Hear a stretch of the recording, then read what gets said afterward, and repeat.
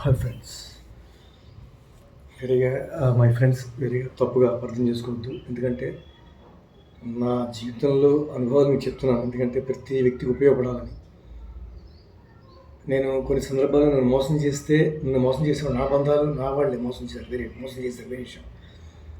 అయితే నేనేంటంటే మోసాన్ని నేను తిరిగి మోసం చేయాలనుకోలేదు. నేను జ్ఞానాన్ని కలిగించాలని కనువిప్పు తేవాలి అనుకున్నాను. అది నా ప్రయత్నం.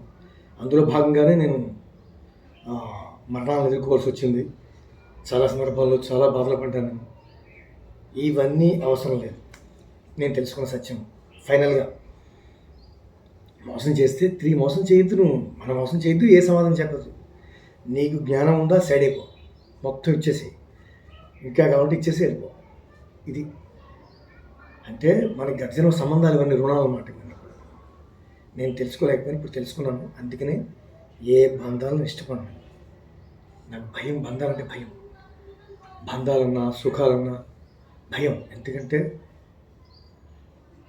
సుఖపడితే ఖచ్చితంగా నరకానికి రెడీగా ఉండాలి, కష్టాలు రెడీగా ఉండాలి ఖచ్చితంగా. దానివల్ల ఎన్నో పునర్జన్మ ఎత్తాలి. ఆ మరణాలు కూడా చాలా ప్రమాదకరంగా ఉండే కూడా ఇవన్నీ నేను తెలుసుకున్నాను. అందుకనే నేను ఏ బంధాలను ఇష్టపడను, చాలా దూరంగా ఉంటున్నాను. ఈ యోగిగా ఉండాలని అందుకనే డిసైడ్ అయి ఉన్నాను. హ్యాపీగా మనశ్శాంతిగా ఉన్నాను. బట్ వన్ థింగ్ మెయిన్ చెప్పొచ్చేది ఏంటంటే, వాళ్ళు మనకి మోసం చేశారు, తిరిగి మనం మోసం చేసి కక్ష తీర్చుకోవద్దు. అదే గొప్పది. కక్ష తీర్చుకోకుండా బయటపోండి. అదే మీకు సంపూర్ణ జ్ఞానం. అది కలుగుతుంది. కంపల్సరీ జ్ఞానం కలుగుతుంది. అది మీకు జ్ఞానాన్ని ఇస్తుంది. వాళ్ళతో వైరం పడ్డం వల్ల ఇంకా కోపాన్ని, విచక్ష అన్నీ కోల్పోతాం. అసలు ప్రాణాలు కూడా పోతాయి. అందుకని వద్దు, గొడవలు పడద్దు. నైస్గా ఇంకా క్యారెక్టర్స్ అర్థం చేసుకుని సైడ్ అయిపోవాలి అంతే. అది నా పద్ధతి. నేను అలాగే సైడ్ అయిపోయాను.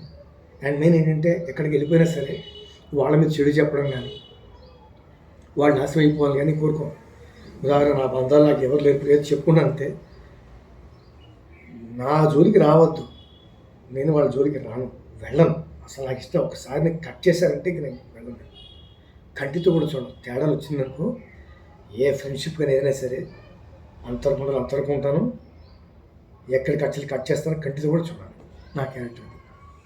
అందులో గుండెలకి దెబ్బ కొట్టినవాడిని, రక్త సంబంధాలని కొన్ని మోసాలు చేసేవాడిని. అసలు కంటితో కూడా చూడడం కాదు కదా, కంటి కూడా కనపడం. నా క్యారెక్టర్ అది. అందుకని దయచేసి మీరు కూడా కక్షలు తెచ్చుకోవటం, మోసం చేశారని అదేమీ లేకుండా చక్కగా సాత్వికంగా ఉండి ఓపిక వహించి వెనుదిరిగి వెళ్ళిపోండి. అది వాళ్ళ పిరికితనం అనుకున్నా అది వాళ్ళ కర్మ, అది వేరే విషయం. అది ఓకేనా ఫ్రెండ్స్? దైవాన్ని నమ్ముకుని నాకు ఈ రుణం తీరిపోయిందని చెప్పి వెళ్ళిపోండి. అది నేను తెలుసుకున్నాను. మీరు కూడా మీ ఇష్టం అది. అంటే ముళ్ళుతో తీయాలి, కొన్నిటి వాటికి తప్పే అని చెప్పి అన్నిటికీ కాదు, కొన్నిటికి మాత్రమే సాధ్యం అవుతాయి, కొన్ని చేయకూడదు. ఇవి దాన్ని బట్టి ధర్మం ఉంది, దాన్ని బట్టి. ఓకేనా ఫ్రెండ్స్? ఓకే.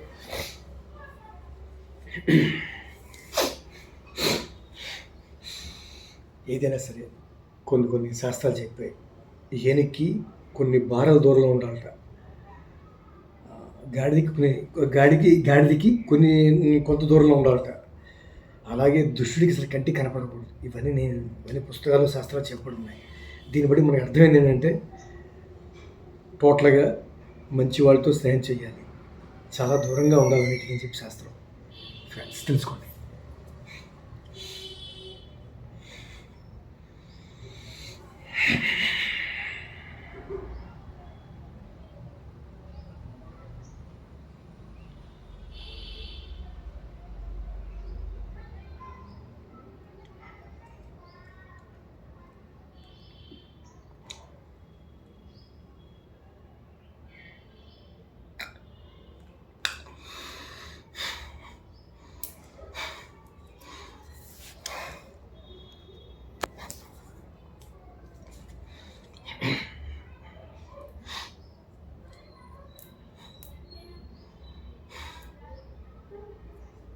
Stop.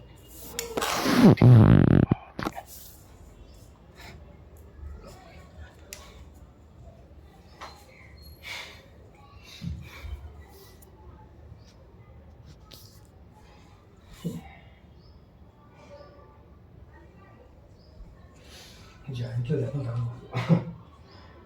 సర్వీశ్వర రక్షణ.